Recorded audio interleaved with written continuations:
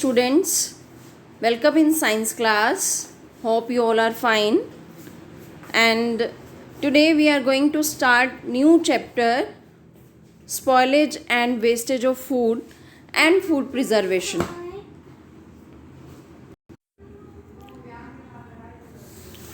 बेटे आपने हमारी इंडिया के अंदर इंडियन फिलॉसफी के अकॉर्डिंग एक सुना होगा, अन्नम पार ब्रह्म स्वरूपम।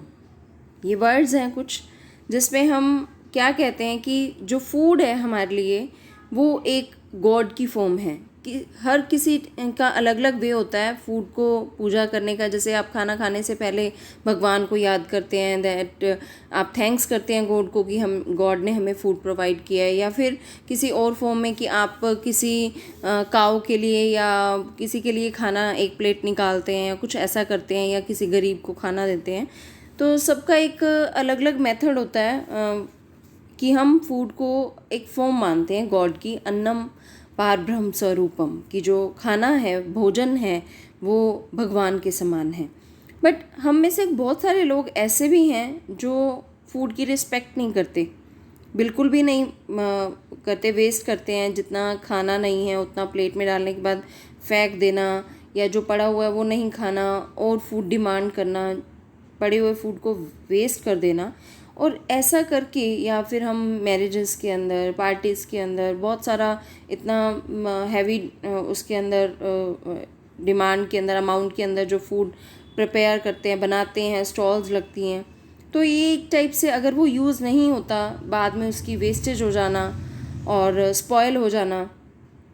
तो अगर हम ऐसा कर रहे हैं तो काफ़ी लोग ऐसे भी हैं जिनको 2 टाइम का खाना भी नहीं मिल रहा,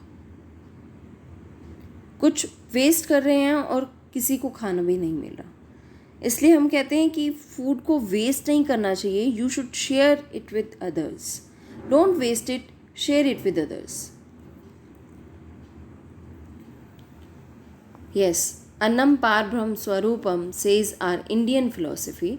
This means that our great saints regarded food as a form of God. However, many of us do not respect and follow this old age saying. मतलब हम मानते हैं कि ये तो बुज़ुर्ग ऐसे ही कहते रहते हैं कि भोजन भगवान के समान है, ऐसे वैसे।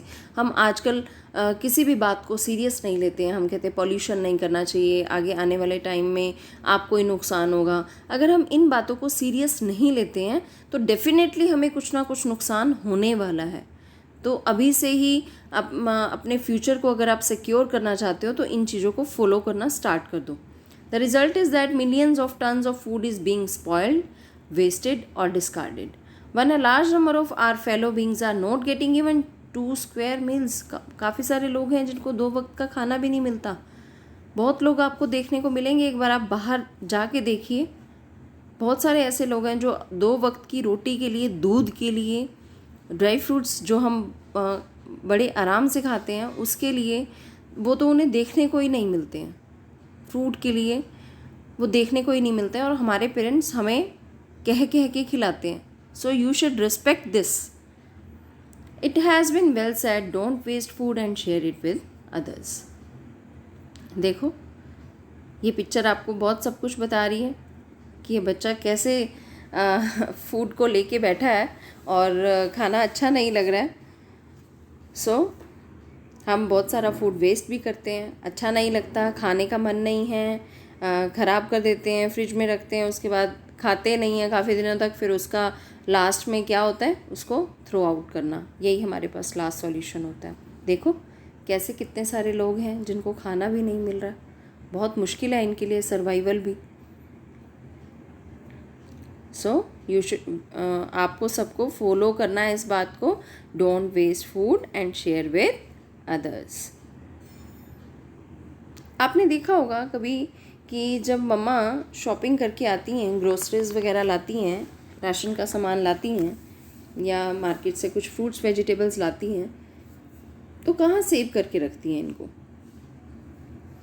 कुछ तो हम मटेरियल सेव कर लेते हैं फ्रिज में, है ना, जो ऐसा है जो जूसी है, वाटर कंटेंट जिसके अंदर होता है, वो मम्मा कहाँ रखती हैं? फ्रिज में, ठीक है। बिस्किट्स हैं, चिप्स हैं, पल्सेस हैं, ये कहाँ मैक्सिमम स्टोर हो जाता है? जार के अंदर। और मिल्क है, आपने देखा होगा जैसे ही मिल्क आता है, पैकेट मिल्क है, कोई भी मिल्क है, उसको सबसे पहले बॉयल करते हैं और फिर फ्रिज में रखते हैं, है ना। और चिकन, फिश, एग वगैरह ये सारे भी मतलब हम कोशिश करते हैं कि जल्दी से जल्दी इसको बना लें या फिर हम इसको फ्रोज़न रखें जब तक हमें नहीं चाहिए। अनियन, पोटैटोज़, वेजिटेबल्स हैं, तो ये भी हम कुछ अनियन, पोटैटोज़ जैसी वेजिटेबल्स तो हम रूम टेम्परेचर पे बाहर भी रख सकते हैं, बट बाकी जो वेजिटेबल्स हैं वो हम कहाँ रखते हैं, फ्रिज में। और शुगर है, सॉल्ट है, बाकी मटेरियल्स हैं, इनको हम कंटेनर्स के अंदर, एयर टाइट कंटेनर्स के अंदर रखते हैं। कर्ड जो कि रूम टेम्परेचर पे बनती है, बट हम इसको रखते कहाँ हैं, फ्रिज में। तो सबका अलग अलग है। कभी आपने नोट किया है कि हम शुगर को फ्रिज में क्यों नहीं रखते, वेजिटेबल्स को बाहर क्यों नहीं रखते, मिल्क को बाहर क्यों नहीं रखते? आपने देखा होगा कि मिल्क को अगर हम ज़्यादा टाइम तक बाहर रख दें तो वो ख़राब हो जाएगा। वेजिटेबल्स को बाहर रख दें, जितना फ्रिज में वो प्रिजर्व रहती हैं और बाहर जल्दी ख़राब हो जाती हैं। दालों को हम फ्रिज में नहीं रखते, हम बाहर रखते हैं। क्या रीज़न लगता है आपको कि कुछ मटेरियल हम फ्रिज में रख रहे हैं और कुछ एयर टाइट कंटेनर में बाहर रख रहे हैं, रूम टेम्परेचर पे रख रहे हैं, फ्रिज में टेम्परेचर लो होता है वहाँ रखते हैं? क्या रीज़न है? What is the reason? थोड़ा थोड़ा आपको पता चल रहा होगा, आइडिया हो रहा होगा कि जो मटेरियल वाटर कंटेंट वाले होते हैं, जिनके अंदर वाटर कंटेंट ज़्यादा होता है, उनके ख़राब होने के चांसेस भी ज़्यादा होते हैं, क्योंकि जर्म्स को, बैक्टीरिया को, फंगस को ग्रो करने के लिए मॉइस्चर चाहिए, और जहाँ उन्हें मॉइस्चर मिलता है वहाँ वो जल्दी उस फूड को स्पॉइल कर देते हैं। तो इसीलिए जिस फूड के अंदर वाटर कंटेंट ज़्यादा है वो हम फ्रिज में, और बाकी जिनके अंदर वाटर कंटेंट कम है या लेस है बिल्कुल, वो हम बाहर रखते हैं। जैसे जितनी भी दालें हैं हम बाहर बॉक्सेस के अंदर स्टोर करके रखते हैं, कंटेनर्स के अंदर स्टोर करके रखते हैं, right. See this shelf of refrigerator, कहाँ कहाँ क्या क्या सामान रखा हुआ है। Spoilage of food. क्या लगता है आपको कि हम कैसे पता चलता है कि जो फूड है वो स्पॉइल हो गया? कैसे पता चलता है? आपने रोटी रखी है, 2-3 दिन वो पड़ी है और आप कहते हो कि ये ख़राब हुई पड़ी है, ये हम नहीं खा सकते। कैसे पता चलता है? उसकी अपीयरेंस देख के, उसकी स्मेल से, उसके टेस्ट से। कर्ड जो है खट्टी हो जाती है, अच्छी नहीं लगती। फ्रूट के ऊपर वाइटिश सी कवरिंग आ जाती है, ऑरेंज ख़राब हो जाते हैं, वो फॉल स्मेल आती है, बहुत गंदी स्मेल आती है उसमें से, फाउल स्मेल। तो वो खाना हम नहीं खा सकते। वो साइन हमें नज़र आने लग जाते हैं कि ये फूड आइटम्स हमारे लिए फ़िट नहीं है खाने के लिए। क्या रीज़न हो सकता है इसके पीछे? ये देखो, आप पिक्चर में देख ही रहे हो कैसे फूड ख़राब हुआ पड़ा है। तो क्या रीज़न हो सकता है कि जो फूड है वो स्पॉयल क्यों हो रहा है? छोटे छोटे जर्म्स हैं, ऑर्गेनिज़म्स हैं, और वो टाइनी ऑर्गेनिज़म्स कौन कौन से हैं जो फूड को ख़राब कर रहे हैं? Micro organisms like bacteria and fungi. ये ऑर्गेनिज़म्स जहाँ इनको अपनी ग्रोथ के लिए सही कंडीशन मिलती हैं, क्या होती हैं सही कंडीशन इनके लिए? फ्रिज में तो ग्रो नहीं करेंगे क्योंकि टेम्परेचर बहुत कम है। क्या होगा? एक्यूरेट कंडीशंस इनके लिए क्या होंगी? लो टेम्परेचर या हाई टेम्परेचर या room temperature? Room temperature, moisture, temperature और वार्मथ, ये 2 कंडीशन है जिनके अंदर ये बहुत फास्ट ग्रो करते हैं, और जहाँ ये इनको कंडीशन मिलती हैं वहाँ ये फूड को स्पॉइल कर देते हैं। एक एक्टिविटी गिवन है आपको पेज नंबर 60 पे कि आपने ब्रेड को 3 अलग अलग कंडीशन में, 3 पीसेस ब्रेड के अलग अलग कंडीशन में रखे हैं। कौन सा ब्रेड जल्दी स्पॉइल होगा ये आपको अपनी ऑब्जर्वेशन में राइट करना है, और ये एक्टिविटी आपने करके भी देखनी है, बट आपने केयरफुली करके देखनी है। कैसे करोगे? आपने ब्रेड लेना है, उसको मॉइस्ट करना है, थोड़ा गीला करना है, और एक बॉक्स के अंदर पैक करके रख दो उसको। और जब आपने उसको 2-3 डेज़ बाद ओपन करना है उस बॉक्स को, बड़े केयरफुली करना है। आपने उसे टच नहीं करना क्योंकि वो आपके लिए भी नुकसान कर सकती है। माउथ में कहीं आप पास ले जाओ या उसे टच करके अपने माउथ में कहीं से भी वो जाना नहीं चाहिए ब्रेड। तो वो आप ग्रोथ देखेंगे उसके ऊपर फंगस की। आप देखते भी हो, वैसे रोटी आप रख देते हो हॉटकेस में, ज़्यादा दिन तक अगर पड़ी रही या टिफ़िन में पड़ी है तो वो कैसे ख़राब हो जाती है, कैसे उसके ऊपर कॉटन लाइक ग्रोथ आ जाती है। तो वो किसकी वजह से है?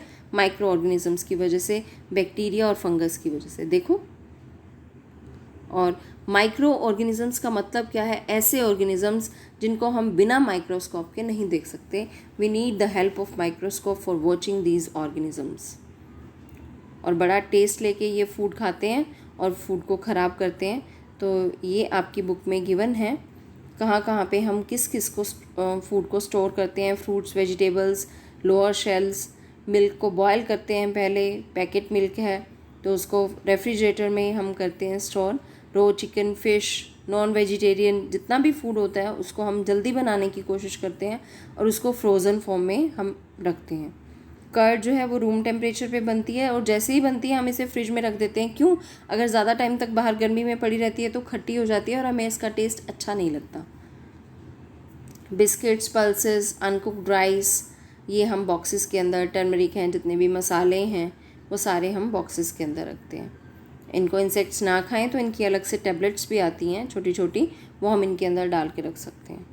अनियंस, पटेटोज़, ये हम किचन के अंदर रखते हैं, ट्रेज़ के अंदर. और शुगर और सॉल्ट जो है वो कंटेनर में रूम टेम्परेचर पे रखते हैं. अभी हम डिस्कस कर रहे थे स्पॉयलेज ऑफ फूड, कि ऐसा फूड जिसकी अपीयरेंस, स्मेल और टेस्ट ये सब चेंज हो जाता है जैसे इन माइक्रो ऑर्गेनिजम्स को कंडीशन सही मिलती हैं कि वो ग्रो कर सकते हैं, तो वो फ्रूट और वेजिटेबल्स, हमारा जो ईटिंग मटेरियल है उसे ख़राब करना स्टार्ट कर देते हैं, जिससे बहुत गंदी स्मेल आती है उनमें से और वो हमारे खाने के लिए सही भी नहीं होते. देखो कैसे अगर फूड ख़राब है तो गंदी स्मेल आने लग जाती है, फाउल स्मेल. और देख सकते हो आप पिक्चर में ब्रेड कैसे ख़राब हो गया है.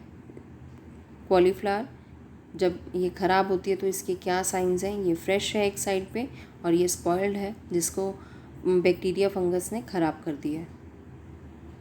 मेन ऑर्गेनिजम्स कौन से हैं? माइक्रो ऑर्गेनिजम्स जो फूड को स्पॉइल कर रहे हैं, बैक्टीरिया एंड फंगस.